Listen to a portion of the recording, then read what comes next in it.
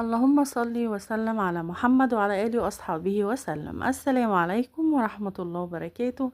أنا بوسي من قناة أكلات مطبخ بوسي.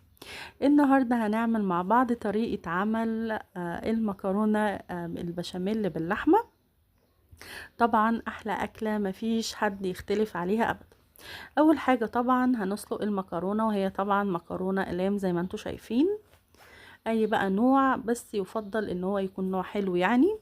وطبعا هنسلقها نص سوا، وبعد ما نسلقها نحطها في المصفى ونديها شطفة كده.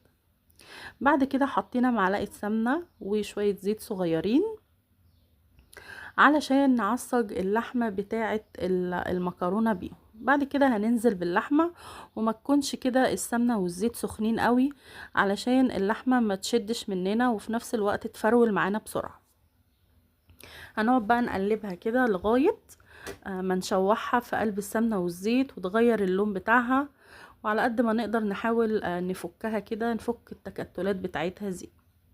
بعد ما تفك كده شوية ولونها يتغير، انا هنا فرمة بصلاية كبيرة مع فلفل رومي، فرمهم في الكبة، فرم يعني ولا ناعم اوي ولا خشن قوي، وهنحطهم كده على اللحمة وهنقلب بالشكل اللي انتوا شايفينه ده، علشان طبعا يعني تعصيجة اللحمة كل ما بتبقى البصل بكمية مناسبة مع اللحمة طبعا بتبقى حلوة. بعد كده بقى هنحط فلفل اسود وبابريكا ورشة قرفة صغيرة ورشة من السبع بهارات. الاربع توابل دول بيخلوا التعصيجة بتاعت اللحمة حلوة جدا.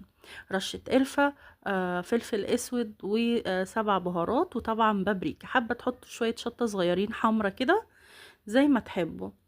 بعد كده بقى في نفس الكبة اللي فرمنا فيها البصل، فرمنا فيها طماطميتين كده وسط زي ما انتوا شايفين، وهنحطها. مش حابين تحطوا طماطم زي ما تحبوا، بس الطماطميتين دول بيعملوا طعم حلو جدا لصينية المكرونة بالبشاميل طبعا. وبنحط الملح كده في الاخر، وخلاص على كده يبقى التعصيجة معانا جهزت. بعد كده بقى حطينا معلقتين سمنة كبار كده مليانين على شوية زيت كده، وهنحط معاهم 3 معالق كده من الدقيق هرميين، وهنقلب بالشكل اللي انتوا شايفينه كده لمدة حوالي دقيقة. مع التقليب لازم نسوي الدقيق شوية بتاع البشاميل، وفي نفس الوقت ما نحمرهوش، يعني ما يبقاش غامق عشان يعني ايه ما يغمقليش البشاميل، وفي نفس الوقت لازم يبقى مستوي برضو، يعني ايه ما نتسرعش عليه. بعد كده بقى هننزل باللبن الساقع. لازم يبقى اللبن ساقع يفضل طبعا علشان الدقيق يفك معانا. وهنبقى شغالين بالمضرب اليدوي، وحطينا مكعب مرقة دجاج وفلفل اسود وبهارات ورشة قرفة صغيرة للي حابب طبعا. ال3 بهارات دول بتعمل طعم حلو جدا للبشاميل، وما تخافوش مش هيغمق. حابين تحطوا فلفل ابيض زي ما تحبوا.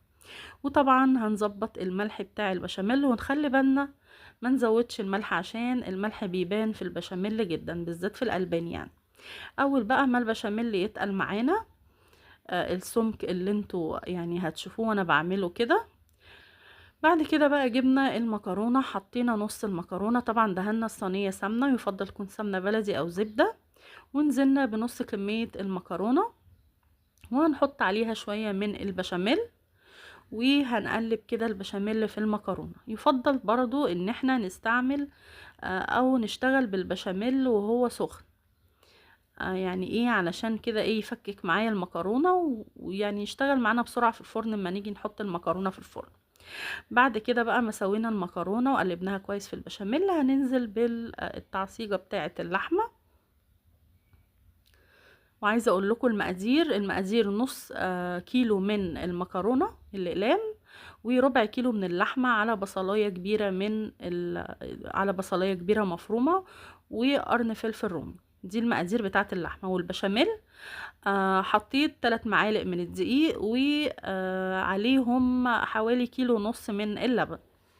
بعد كده بقى حطينا اللحمة وسويناها، وبعد كده حطينا بقية المكرونة وحطينا فيها شوية بشاميل وقلبناها، وهننزل ببقية البشاميل كده على الوش طبعا احسن حاجة ما تبقى المكرونة متوزعة فيها البشاميل. في ناس ما بتحطش على المكرونة من تحت بشاميل وبتكتفي بالبشاميل بتاع الوش بس بصراحة يعني بتبقى احلى لو البشاميل فيها كلها كده، لان هي يعني مكرونه بشاميل فلازم تبقى كلها منغنغه بشاميل. بعد كده بقى بنحطها في الفرن، بنشغل الشوايه عليها، وممكن نشغل من تحت كده حوالي يعني ربع ساعه تمسك نفسها شويه او تسخن معايا. حابين تعملوا الوش بس زي ما تحبوا. وبعد بقى ما خدت اللون الحلو اللي انتوا شايفينه ده، هنستنى بقى عليها كده يعني.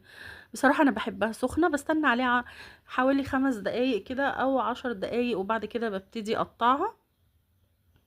في ناس بتحبها باردة وقطع، انا بحبها جوسي كده يعني تبقى سخنة بصراحة، ما بتاكلش الا سخنة. بس طبعا في ناس بتحبها باردة. زي ما انتوا شايفين عشان سخنة بقى تلاقوها مفرولة كده شوية او جوسي زي ما بيقولوا. حباها قطع زي ما قلتلك، هتسيبيها تبرد خالص. وهنا بقى زي ما انتوا شايفين ابسط واحلى صينية مكرونة بشاميل ممكن تاكليها. ما فيهاش اي حاجة، بالظبط ما بتاخدش نص ساعة في تحضيرها. لو كل عين حطيتي عليها عين مكرونة وعين بشاميل وعين لحمة، ونص ساعة كمان في الفرن، مش هتاخد ساعة منك. وزي ما انتوا شايفين اهم حاجة تظبطوا سوا المكرونة علشان يبقى مظبوط معاكم. وطبعا اهم حاجة ما تنسيش لو عجبتك الوصفة ما تنسيش اللايك والاشتراك والتعليق، كله بيبسطني. والسلام عليكم ورحمة الله وبركاته.